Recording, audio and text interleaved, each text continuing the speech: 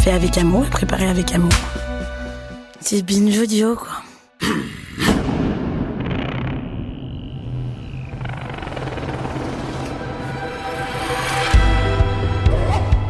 C'est l'ancien président des États-Unis qui dit qu'il peut attraper n'importe quelle femme par la chatte.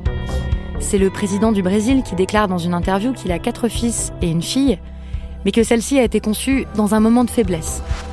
Mais c'est aussi le président de la République française qui balaye les accusations de viol qui visent son ministre de l'Intérieur en déclarant à la télévision qu'ils ont eu une discussion d'homme à homme. C'est une façon de parler, de se présenter, de refuser d'écouter.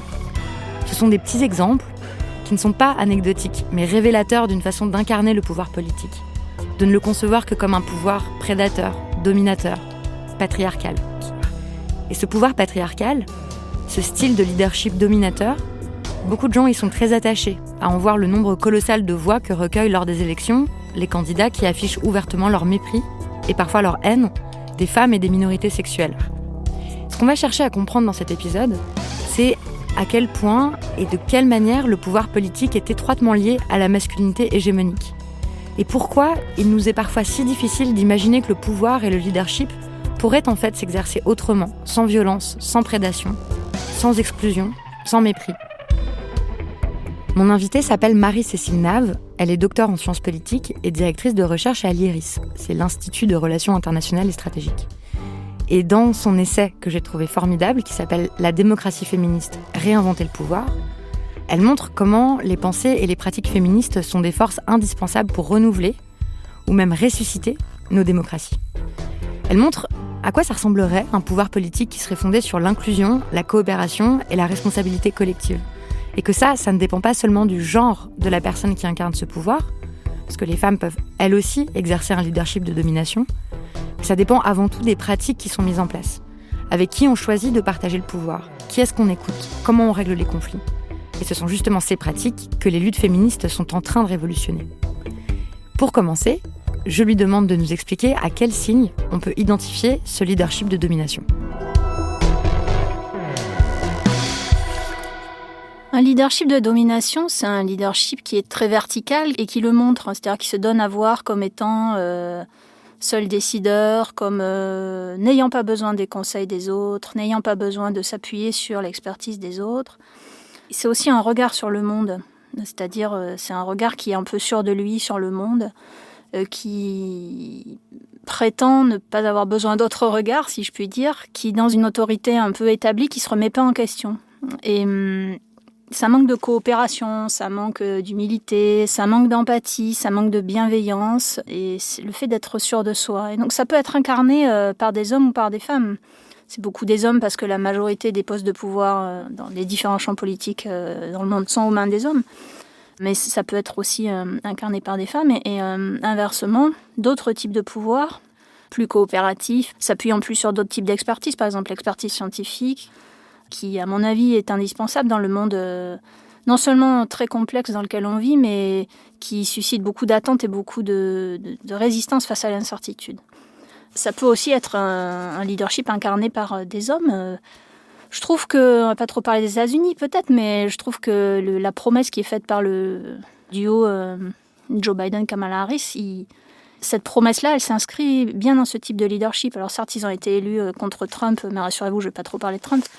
Donc évidemment en miroir, et c'était tellement un anti-trumpisme qu'ils ont un peu peut-être accentué le trait de la bienveillance, de la solidarité, de l'unité, mais au-delà de la rhétorique, c'est aussi une promesse d'exercer le pouvoir différemment, de s'appuyer sur la société civile, de s'appuyer sur des corps intermédiaires qui prennent plus le pouls de la société que ne peuvent peut-être le prendre des personnels politiques ou des administrations. Non pas qui sont coupés du monde, ça serait un peu populiste de dire ça, mais qui s'appuient sur des codes, sur des normes, sur des manières de travailler qui ont du mal à se renouveler parce que c'est beaucoup des entre-soi aussi.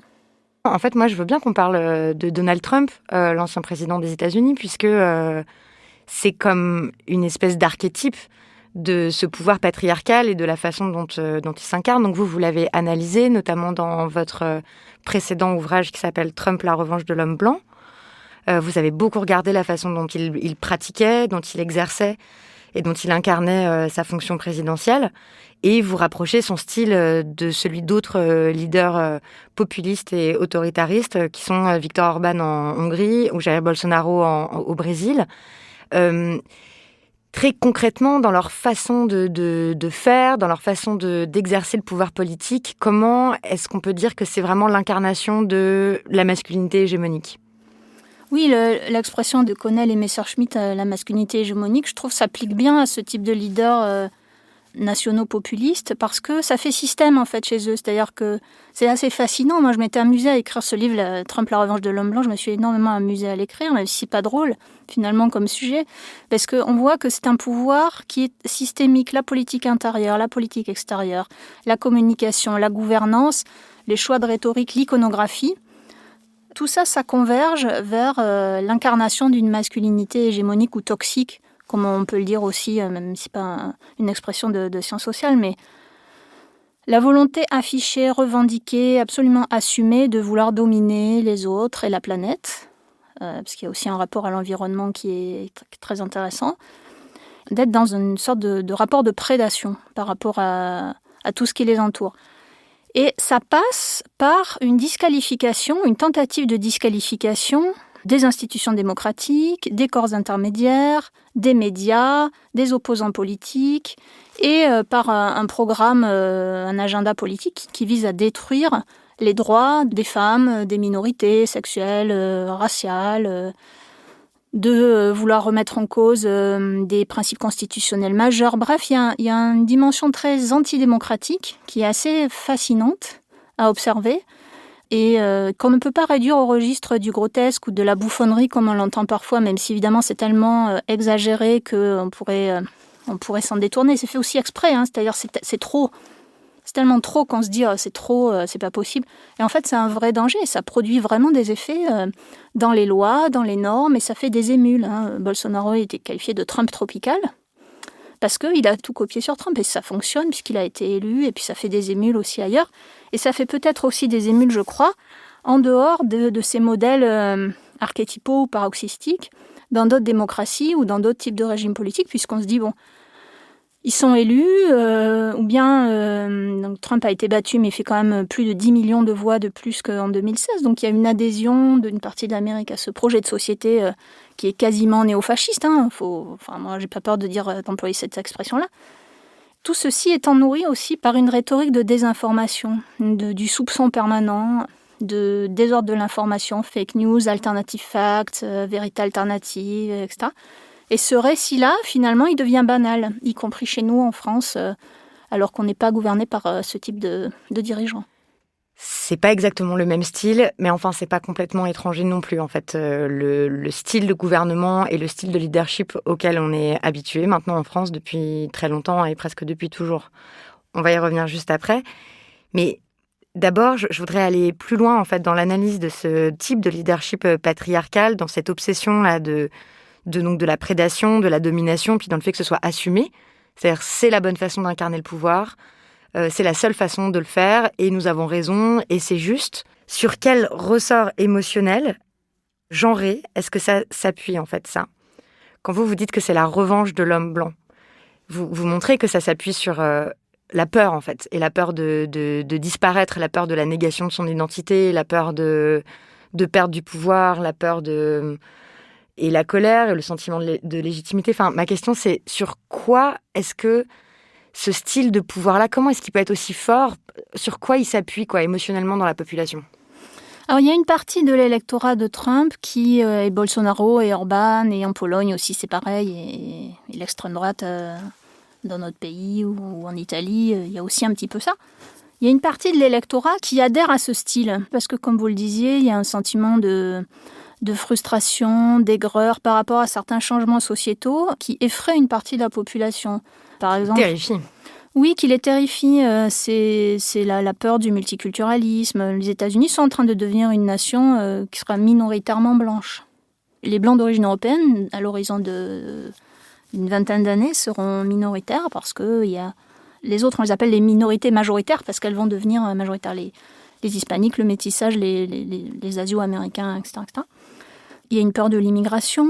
Il y a aussi une peur de la montée des revendications des minorités sexuelles, LGBTI, et puis la médiatisation de plus en plus grande du féminisme et les droits des femmes qui s'accroissent. Et pour une partie de la population, c'est des choses qui font peur. Il y a une politiste américaine qui s'appelle Harley Russell Hochschild, qui a écrit un livre en 2016 et qui est en train d'en sortir un début 2021 que j'attends avec impatience. Et ce livre de 2016, il s'appelle Strangers in Their Own Land, étrangers dans leur propre pays, où elle raconte que cette partie de l'Amérique, elle utilise une expression que je trouve tout à fait intéressante, ont le sentiment d'avoir été doublés dans la file. D'avoir été doublés dans la file des ressources, donc des emplois, de l'accès à l'éducation, de l'accès à la propriété, de l'accès à la visibilité médiatique, de l'accès à des postes de pouvoir. Et donc, le modèle d'un homme blanc, un breadwinner, celui qui est chef de famille, qui rapporte le salaire à la maison, etc., c'est un modèle très années 50, en fait, mais qui correspond assez bien à Trump. D'ailleurs, lui, il dit que son époque préférée des États-Unis, c'est les années 50. Bon, voilà, chacun est à sa place, en fait. Chacun et chacune est à sa place. Mais c'est pas que ça, les électeurs de Trump. Il y a aussi une autre partie qui, voit ça, mais se dit, c'est pas grave, il y a d'autres choses à prendre chez lui. Il y avait un article dans The Atlantic en 2016. The Atlantic, c'est une revue de référence aux États-Unis, qui disait « Les électeurs de Trump le prennent au sérieux, mais pas à la lettre, et ses adversaires le prennent à la lettre, mais pas au sérieux. » Et maintenant, on le prend au sérieux parce on savait qu'il pouvait être réélu. Mais quand même, ne pas le prendre à la lettre, ça veut dire, ok, il a des dérapages, ok, il insulte les femmes, les partenaires économiques, etc. Mais quand même, il a baissé les impôts. Mais quand même, il est en train de construire un mur le long de la frontière mexicaine, même si c'est pas vrai. Mais quand même, il limite l'immigration mexicaine. Mais quand même, il sait parler de manière dure à la Chine, parce que la Chine menace nos emplois industriels. Donc, il y a une partie des électeurs qui excuse ce type de leadership et qui voit ce que Trump a fait ou ce que Trump dit qu'il va faire ou qu'il a fait, même si c'est loin d'être vrai. Il n'a pas tenu toutes les promesses, loin de là, qu'il avait faites en 2016. Si on considère que c'est pas grave de vouloir écraser les autres, de vouloir permettre aux entreprises, par exemple, dans le cas de l'Obamacare, de ne plus rembourser les frais de santé gynécologique au nom de valeurs religieuses. Donc plus d'avortement, pas de contraception. Même contraception, même toute la santé sexuelle et reproductive. Parce que c'est ça aussi. Si on considère que autoriser les personnels médicaux à ne pas pratiquer certaines interventions pour raisons religieuses, donc ça veut dire que les communautés LGBT, ceux qui veulent changer de sexe, ou ceux qui veulent aussi, les médecins qui sont contre le vaccin, pour des raisons religieuses, ça peut exister aussi. Donc on voit qu'il y a une dégradation quand même de l'accès aux droits, de l'accès aux ressources, mais une partie de l'Amérique considère que c'est pas si grave parce que par ailleurs il va baisser les impôts et qu'il dit que les Mexicains sont des violeurs et des voleurs et que c'est la vérité. Donc c'est quand même une préoccupation. Dans les traits de leadership que vous relevez, sur ce qui relève d'un leadership masculin, il y a l'incapacité à reconnaître ses erreurs. Et ça me paraît important de le souligner parce que c'est quelque chose qui s'observe dans notre vie de tous les jours. Mais c'est aussi quelque chose qui s'observe dans les discours politiques, en fait. Moi, je ne comprends pas pourquoi ça me paraît aller de soi, en fait, que quand on a fait quelque chose de mal ou quand on s'est trompé, on le dit tout simplement et puis on dit qu'on est désolé et qu'on regrette. Mais ça, j'ai l'impression que c'est quelque chose qui est très difficile à mettre en œuvre dans les discours politiques. Et même, c'est une fierté de ne pas le faire, en fait. Alors ça, c'est peut-être une norme viriliste qui peut être aussi, encore une fois, utilisée par du personnel politique féminin ou masculin. On peut voir ça aussi chez des femmes politiques, sans doute parce que reconnaître ses erreurs, ça serait vu comme une marque de faiblesse, de vulnérabilité, donc c'est inférieur par rapport à le fait d'être toujours sûr de soi. Et je ne suis pas sûre que ce soit nécessairement un bon calcul. Il faudrait faire des enquêtes d'opinion, et peut-être ça existe, auprès des citoyens, parce que finalement, un pouvoir qui est toujours sûr de lui, mais qui ne suscite pas l'adhésion à laquelle il aspire, quand on voit quand même la défiance qui continue d'exister vis-à-vis de l'élite politique, cette incapacité à reconnaître ses erreurs, effectivement, c'est pas forcément un très bon calcul, mais oui, ça fait partie des normes très virilistes, j'ai envie de dire, du vivre ensemble en général, des relations professionnelles, du rapport aux médias, du rapport aux autres. Oui, il y a un ensemble de normes virilistes d'existence dans l'espace public, d'une manière générale. Et comme le champ politique qui est très très médiatisé par différents types de supports, la télévision en continu, les réseaux sociaux, etc. Cette existence dans l'espace public, elle doit montrer une certaine certitude de soi, le refus du doute, le refus de se remettre en question, l'impulsivité, effectivement, et puis le court-termisme aussi. Le temps politique est devenu sans doute de plus en plus court, et donc c'est comme si le fait de prendre le temps de réfléchir ou de consulter allait mettre en péril la décision ou fragiliser la décision. Ou comme si c'était un manquement au pouvoir, comme si c'était une désertion du pouvoir, hein, que de dire attendez, on va réfléchir. Oui, comme si c'était une faiblesse et comme si le fait de consulter, d'aller chercher d'autres points de vue, d'autres regards sur le réel était une manière de dire je ne suis pas sûre de moi, donc je ne suis pas digne de la fonction pour laquelle vous m'avez élu ou pour laquelle j'ai été nommée. Et en fait, je pense que c'est une erreur parce que de fait, les hommes et les femmes politiques font des erreurs, mais c'est normal, tout un chacun en fait. Se présenter toujours comme étant sûr de soi, ça peut être perçu comme une forme d'arrogance. Et comme déjà le personnel politique est perçu comme étant arrogant, méprisant, coupé du peuple, même si c'est évidemment beaucoup plus subtil que ça dans la réalité, ils ne sont pas aussi coupés du peuple qu'on le pense. Et d'ailleurs, le peuple, qu'est-ce que ça veut dire ? C'est cette attitude-là, qui peut servir aussi à se protéger des attaques et des critiques, c'est possible également. Ça pose question, en effet, oui. On se rappelle de Trump qui a carrément déclaré « je n'aime pas réfléchir ». Oui, mais Trump, c'est vraiment le paroxysme de tout ça. Il n'aime pas réfléchir, il n'aime pas lire. Il était connu, je dis il était, mais peut-être il va revenir, il va peut-être rester dans le champ politique. En tout cas, il va rester dans le champ médiatique, ça c'est sûr. Il était connu, et tous les observateurs qui ont écrit là-dessus l'ont dit, pour détester les trop longs briefings, pour ne jamais lire les notes qu'on lui donne, et ne pas être en capacité d'écouter des points de vue différents. Et quand on émet un point de vue différent, quand on le challenge, ou quand les journalistes, notamment les journalistes femmes, lui posent des questions que lui juge dérangeantes, il les qualifie de laides et de méchantes. Parce qu'il y a aussi c'est un peu cette obsession de tout ramener à soi, de considérer que quand on est challengé sur des idées, c'est une attaque personnelle. Il y a une part d'orgueil, en fait, qui est très présente. Encore une fois, qui peut être vécue par des hommes politiques ou des femmes politiques, mais qui sont, je pense, des normes virilistes. Une existence dans l'espace public, se donner à voir dans l'espace public comme bombant le torse, comme étant sûr de soi, comme refusant la contradiction, ou même refusant parfois le débat. Et c'est là que ça devient problématique, parce que refuser le débat, c'est refuser le conflit d'opinion, c'est refuser un petit peu le fonctionnement démocratique.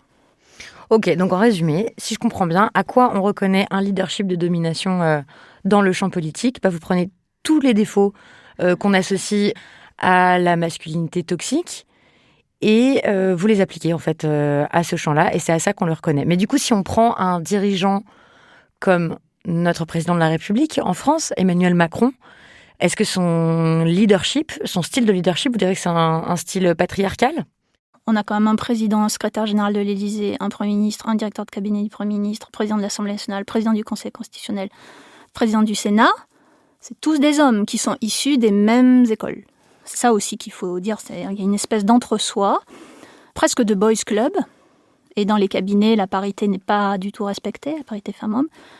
Au-delà du côté boys club qui nous gouverne, il y a aussi cet entre-soi des parcours professionnels et des parcours d'études. Et c'est au moins aussi préoccupant, c'est-à-dire que, je ne vais pas dire du mal de l'ENA, en plus moi j'ai été jury de l'ENA cette année, du concours d'entrée à l'ENA, donc ça pose question quand même de savoir que les principaux personnages de l'État sont quasiment tous issus des mêmes cercles de formation et des mêmes milieux sociaux, etc. Et par ailleurs, en termes d'agenda, c'est-à-dire de programme politique, les femmes, grande cause du quinquennat, c'est pas franchement flagrant. Un exemple qui est valable pour beaucoup d'autres pays du monde, c'est que la crise de la Covid a révélé et amplifié les inégalités dont sont victimes les femmes. Et si on ne chausse pas les lunettes du genre pour comprendre les effets de la Covid, on a des angles morts considérables dans la réflexion et donc dans le ciblage des politiques publiques. Est-ce que le deuxième confinement a permis de lever les doutes et les insuffisances du premier confinement ? Non. Par exemple, on sait que les violences conjugales ont augmenté. Ce sont les femmes qui se sont encore plus occupées qu'avant des tâches parentales et domestiques. Elles ont été beaucoup plus fragilisées que les hommes dans le télétravail, y compris les femmes cadres, parce qu'elles ont pris en charge les personnes dépendantes, les enfants, les tâches domestiques. Est-ce qu'on en tire les leçons ? Non, ça continue comme avant. Et c'est dommage parce que comme si c'était des choses non essentielles, comme si c'était des choses secondaires. En réalité, on perpétue un certain nombre d'inégalités, alors que la recherche l'a documenté, alors que les femmes en parlent, alors que les associations sonnent l'alarme. Et après, il y a un autre truc dans le leadership de Macron. Emmanuel Macron, quand il était en campagne, il nous avait prévenu. Il avait dit « j'exercerai un pouvoir jupitérien ». C'est ce qui s'est passé. Ils n'ont pas pris en traître sur ce coup-là. Mais effectivement, j'ai l'impression qu'on est dans un pouvoir qui est quand même très vertical et qui a une volonté de contrôle assez important. Et c'est dommage parce qu'il risque de se priver de compétences et de regard sur le monde. Et ça peut être utile dans le cadre d'une réélection. Mais pourquoi est-ce qu'ils exercent ce style de pouvoir ? C'est ça, moi, qui m'intéresse toujours. Je pense que c'est un pouvoir qui se pense neutre, qui se pense universel dans son exercice, qui ne voit pas qu'il est profondément genré. Si on prend la définition, par exemple, de Carol Gilligan, du patriarcat, elle dit « c'est un système de règles et de valeurs, de codes et de lois visant à spécifier la manière dont les hommes et les femmes doivent se comporter et être au monde. » Donc il y a aussi une idée de bonne masculinité dans ce pouvoir politique qui est extrêmement médiatisé, qui est sous pression aussi, c'est quand même des métiers extrêmement durs. Il y a une mise en scène d'une masculinité dans la prise de parole, dans la manière dont on se donne à voir, dans les relations qu'on a avec les collaborateurs, avec les corps intermédiaires, les syndicats, les médias, les opposants, qui est là aussi pour nourrir et pour conforter une masculinité très normée. Si vous voulez, ça marche dans les deux sens. C'est-à-dire, ce pouvoir-là, il s'exerce parce que c'est des hommes qui ont intégré des normes, etc. Mais la manière d'exercer le pouvoir, elle est là aussi pour conforter cette masculinité-là. Donc ça dépasse le champ politique, c'est-à-dire que c'est de l'ordre des représentations collectives globales en société, où le masculin doit être ceci, et s'il n'est pas ceci, c'est qu'il n'est pas vraiment du masculin. Donc, et donc il ne peut pas être au pouvoir. Et donc sa légitimité d'être au pouvoir est questionnée, ou donc il est vu comme fragile, et ça fonctionne vraiment comme un champ au sens de Bourdieu, c'est-à-dire qu'à l'intérieur même de ce champ, il y a des rapports de force, il y a des contestations du pouvoir établi, il y a des rivalités, et si cette masculinité-là, elle se met à faillir ou à être remise en question, vous allez avoir quelqu'un qui va la pointer du doigt et qui va accuser le président, le Premier ministre ou un ministre de ne pas être assez ferme, de ne pas décider assez vite, de céder au doute. Tout de suite, vous êtes remis à votre place. Donc tout ça, c'est intériorisé, mais ça fonctionne vraiment de manière systémique. Le pouvoir politique tel qu'il s'exerce en France aujourd'hui, est-ce que vous diriez que c'est un pouvoir misogyne, au sens où il exclut et méprise les femmes? Il est souvent misogyne, mais ça, c'est finalement un peu quelle que soit la couleur politique de ceux qui gouvernent, j'ai l'impression, parce que la légitimité des femmes dans l'espace public, et en particulier dans le champ politique, elle est toujours pas acquise. Et quand une femme prend la parole, on l'écoute moins, toujours. Y compris à l'Assemblée nationale, dans les débats politiques lors des primaires, pour les élections, les femmes se font beaucoup plus couper la parole. Donc c'est la place des femmes dans l'espace public qui est toujours questionnée, qui est toujours, dont la légitimité est toujours remise en cause. Et donc c'est particulièrement vrai dans le champ politique parce que c'est le champ du pouvoir par excellence. Dans la représentation collective, le vocabulaire a des significations qu'il est toujours bon de rappeler. Un homme public n'a pas du tout la même représentation collective qu'une femme publique. Un homme public, c'est un homme de pouvoir, une femme publique, c'est une prostituée. Dans les imaginaires collectifs. Alors vous êtes jeune, vous n'avez peut-être pas ce référentiel en tête, c'est des vieilles significations. La sphère publique est encore considérée comme un espace assez illégitime. Pour les femmes, il faut toujours en faire plus. Les femmes politiques, il faut qu'elles soient vraiment irréprochables, qu'elles essaient d'adopter aussi un certain nombre de codes masculins, j'ai envie de dire, pour s'exprimer, parler fort, éventuellement couper la parole. Et ça, ce sont des codes virils. C'est très genré, en fait. Non pas que il faille nécessairement adopter des codes dits féminins, enfin construits comme féminins, mais on pourrait essayer de dégenrer ça. Ne pas être toujours dans l'agressivité ou dans le coup d'éclat, ou dans l'outrance, ou dans l'outrance, ou dans le mensonge, ou je ne sais quoi encore. En fait, j'ai l'impression qu'on n'arrive pas à... C'est comme si on disait, oui, ils sont réduits à ça, donc à ce truc de se montrer inflexible, de se montrer fort, de pas montrer qu'on a des doutes, de pas reconnaître ses erreurs, de pas collaborer, de pas écouter, de pas faire preuve d'empathie, de se montrer ferme et tout, parce que on imagine que si, quand on est au pouvoir, on ne fait pas tout ça, on perd le pouvoir. On se fait manger, on se fait détruire, on se fait laminer, on se fait critiquer, on se fait dégager. et où on ne peut pas être élu. Je pense que ce qui joue énormément aussi, c'est le manque flagrant de parité. C'est-à-dire qu'à partir du moment où c'est très peu mixte, tout ceci s'entretient. Si vous êtes dans des assemblées, dans des organisations, dans des conseils d'administration ou que sais-je, c'est davantage mixte. Mixte en termes de sexe, mais mixte aussi en termes d'expérience. De classe sociale, d'origine, race, ouais. de territoire de vie, de type de formation. D'âge. Vous êtes plus enclin à vous remettre en question, à écouter les autres, c'est obligé. Alors que si vous êtes qu'avec des gens qui vous ressemblent, pourquoi changer ? Puisque de toute façon, ils pensent comme vous et ils ont les mêmes regards sur le monde et le même rapport aux autres. Moi, je suis convaincue que les entre-soi sont délétères pour tout le monde, y compris pour ceux qui se sentent bien a priori dedans. Ah oui, pour les hommes, vous pensez que ce leadership patriarcal, il est délétère et cet entre-soi masculin, il est délétère ? Oui, parce que beaucoup n'adhèrent pas à ça. Beaucoup auraient envie d'autre chose et se sentent souvent contraints d'adopter ces codes rhétoriques, ces manières d'être, ces manières de gouverner. Oui, je suis convaincue de ça. Mais ça leur bénéficie à la fin. Ça leur bénéficie, oui, parce qu'il y a aussi quand même, on n'en a pas parlé, mais il y a quand même comme objectif global un maintien des privilèges, un maintien des postes de pouvoir, il y a de la cooptation, il y a de la solidarité. Les réseaux masculins, et notamment les réseaux masculins blancs, sont extrêmement forts. C'est absolument pas questionné, ils ne voient pas que c'est construit. Ça se fait naturellement. En revanche, quand les femmes construisent leur propre réseau politique ou autre, tout de suite, c'est montré du doigt en disant vous restez entre vous, etc., vous vous aidez entre vous, alors que du côté des hommes, c'est absolument pas interrogé, c'est normal.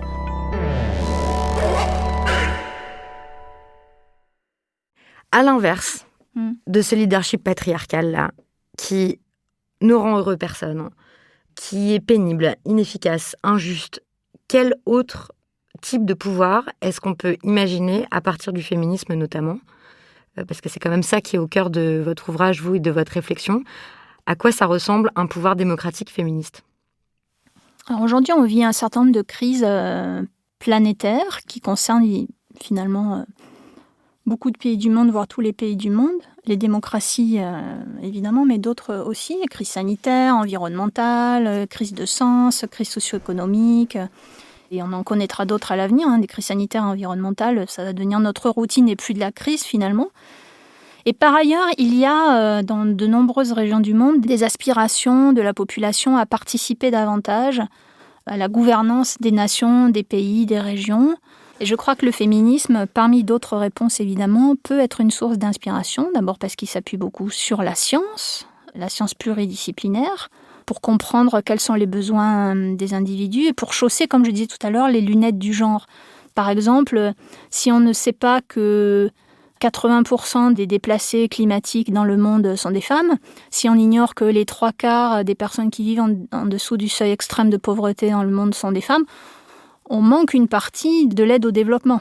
Et si on ne prend pas en compte aussi que les femmes sont des actrices du changement dans tous les pays du monde, les pays développés comme les pays en développement, on manque aussi des politiques publiques internationales. On a tendance à avoir des politiques de développement très verticales, parfois un peu néocoloniales, il faut le dire. Donc ça change un peu. Il y a de la diplomatie féministe, par exemple, qui est mise en place par certains pays, la Suède, le Canada, les Nations Unies, l'AFD. Bon, ça change un peu.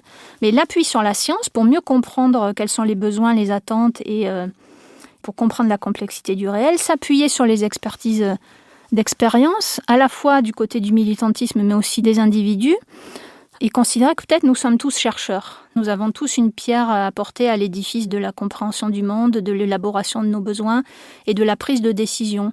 Je crois que le féminisme, il peut, par toutes ces qualités-là, par toute cette histoire, nous permettre de recréer du commun. C'est banal de le dire, mais aujourd'hui, c'est très difficile de débattre de manière sereine en démocratie, par exemple. Où sont les lieux de débat démocratique ? Il y a de la polémique partout. Mais les lieux de débat démocratique, ils sont quand même très fragiles. C'est-à-dire qu'il y a beaucoup de gens qui se sentent perdus, on le disait tout à l'heure, par rapport à certains changements sociétaux ou culturels ou démographiques.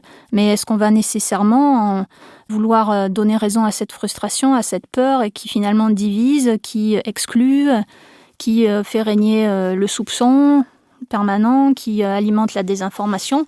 Ou bien est-ce que si on veut reconstruire un monde plus émancipateur, plus durable aussi, plus soutenable, parce que c'est une attention aux autres, c'est une attention à la planète, c'est une attention à l'environnement, c'est plus de coopération, c'est un universel qui est plus inclusif. Et ça passe par recréer du conflit d'opinion, mais dans des lieux où on puisse débattre, où on puisse échanger, où on puisse s'appuyer sur les savoir-faire de tous. C'est un peu utopique dit comme ça, mais il y a un réel besoin, il y a des attentes citoyennes par rapport à ces sujets. C'est plus coopératif, c'est pas vertical, c'est plus respectueux des savoirs et notamment de la science.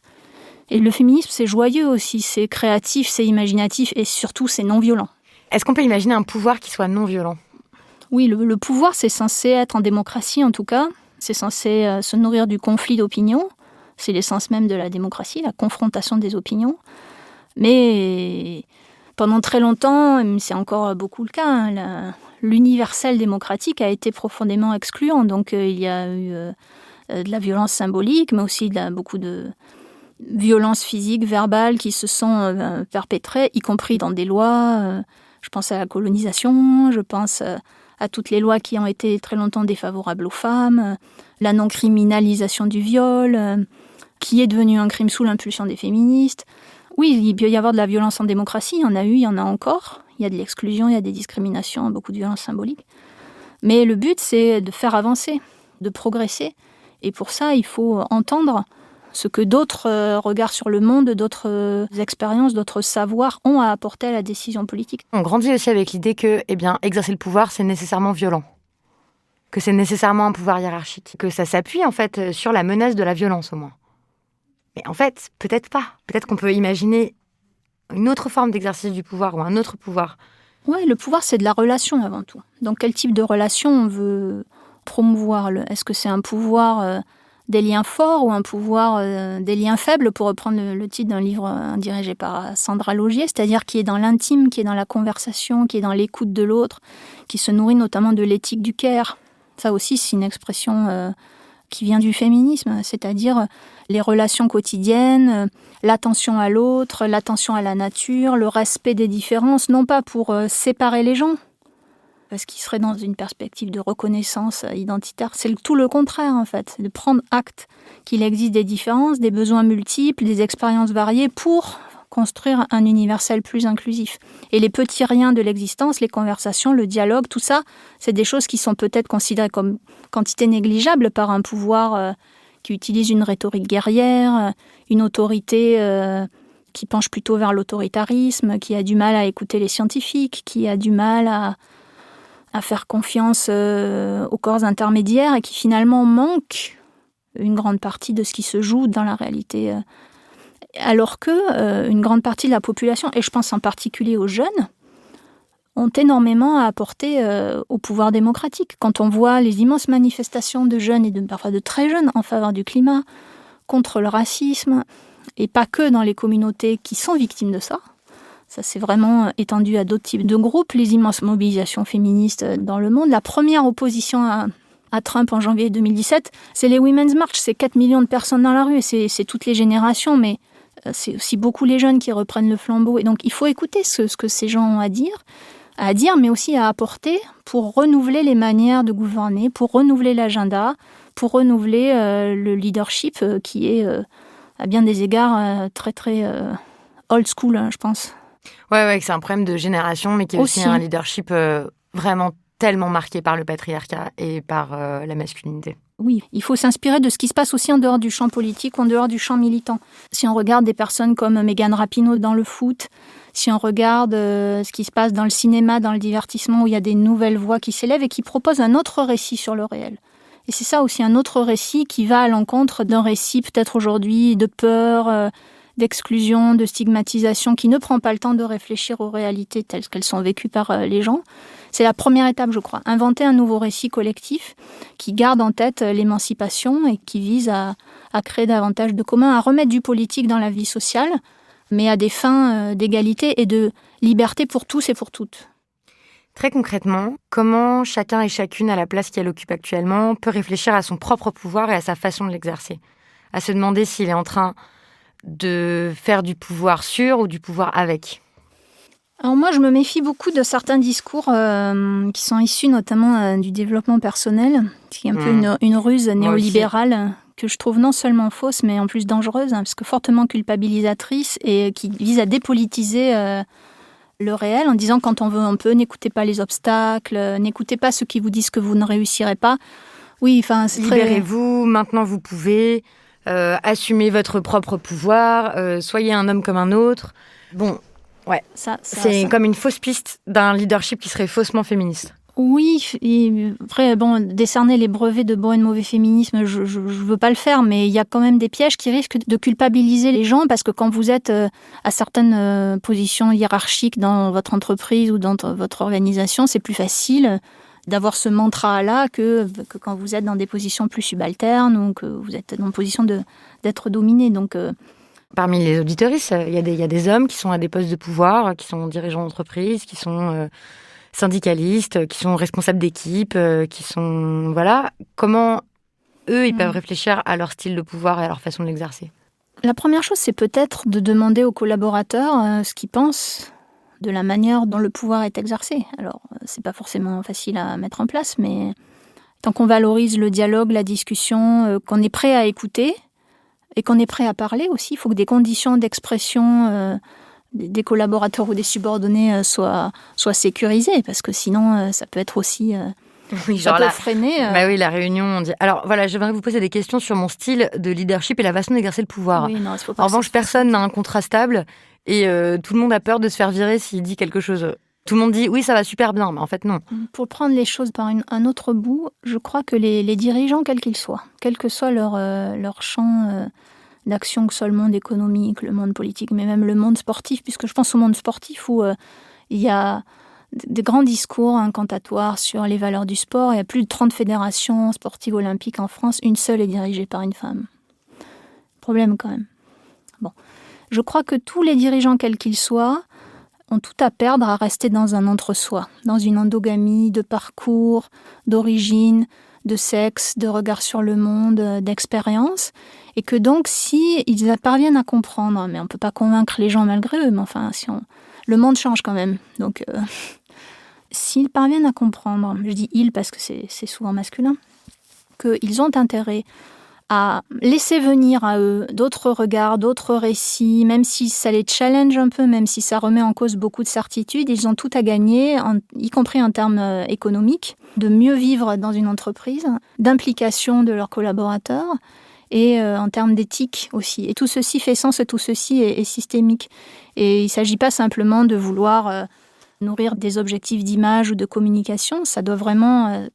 faire partie des convictions de chacun, mais rester dans un entre-soi et dans des habitudes sans remettre en question les choses et donc essayer de faire une sorte de blocos par rapport à une société qui change à toute vitesse, où les frontières culturelles s'abaissent, où la démographie change, où la jeunesse s'inspire de modèles culturels qui traversent le monde, où la question du féminisme est de plus en plus présente, non pas pour les menacer, mais pour les enrichir. Ça sera une bonne première étape. Très bien, merci beaucoup. Et en conclusion, je veux vous demander de recommander une œuvre d'art aux auditeuristes, s'il vous plaît. Alors, dans mon livre « La démocratie féministe », je fais une petite allusion au Roi des Aulnes de Goethe. Ah, de Goethe. Ouais, alors, ça peut être le Roi des Aulnes de Michel Tournier. Moi, je pensais à celui de Goethe.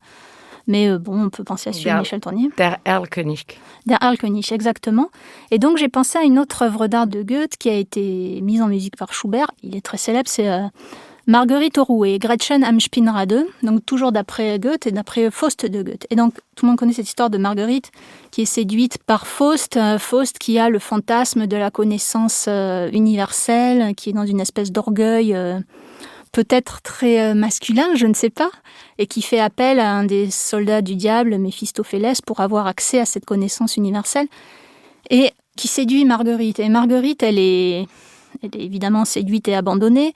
Pour Faust, elle empoisonne sa mère, elle noie son enfant, et elle meurt de désespoir, on peut le dire, parce qu'elle est abandonnée par Faust. Et dans ce lied qui est absolument, prodigieux, c'est une des plus belles pièces de la musique de chambre européenne que Schubert compose quand il a 17 ans, vous avez cette histoire où elle raconte tout son malheur, où elle dit « Je deviens folle, mon cœur est lourd, jamais plus je ne retrouverai la raison », et vous avez cette, un peu la destinée...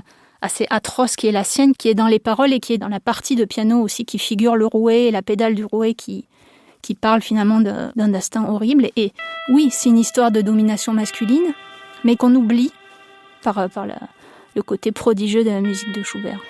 Voilà. Eh ben, merci beaucoup. Merci à vous.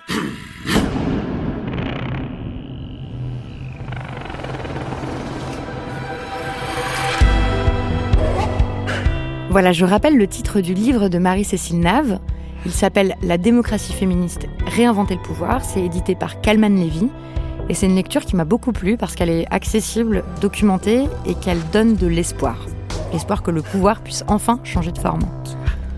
Continuez, s'il vous plaît, à m'écrire à l'adresse lescouillessurlatable@binge.audio. Moi, je continue à vous lire parce que vos remarques, vos retours, vos critiques, ça m'aide à améliorer ce programme.